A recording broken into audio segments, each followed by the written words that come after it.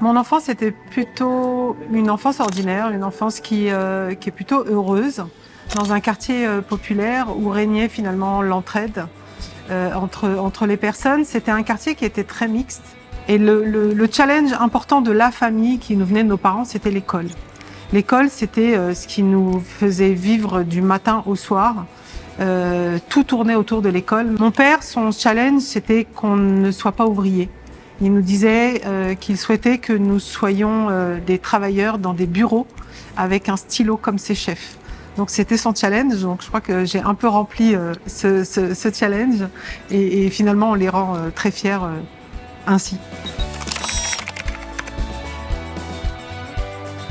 L'engagement politique, puisque c'est un vrai engagement, a commencé au sein de la création d'une association d'aide aux devoirs dans mon quartier des 3000 à Aulnay-sous-Bois. Donc nous étions des animateurs bénévoles. Ensuite j'ai pris la direction pendant 8 ans, je crois, de cette association. C'était le pouvoir de changer les choses pour ces gamins du quartier, essayer de faire de leur permettre de vivre la même réussite que celle que je vivais. Et finalement, cette forme d'inclusion, c'est resté mon fil conducteur à l'Éducation nationale et c'est resté aussi mon fil conducteur aujourd'hui, parce que c'est aussi pour ces jeunes-là que je me bats.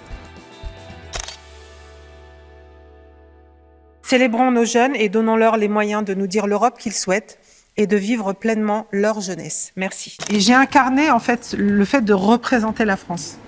Donc finalement, toute cette méritocratie que je défends depuis toujours, elle se concrétisait. Donc moi, la petite fille d'immigrés, issue des quartiers pauvres de France, je me retrouve à représenter la France. Merci Monsieur le Président, Madame la Commissaire. Sans doute le fait d'avoir la fierté d'avoir participé à l'augmentation massive du budget d'Erasmus. Pour moi, il était important que ce programme phare et emblématique de l'Union européenne soit une réalité pour toutes les jeunesses. C'est donc avec beaucoup d'émotion que ce soir, je célèbre l'imminente adoption du nouveau programme Erasmus pour les 7 prochaines années.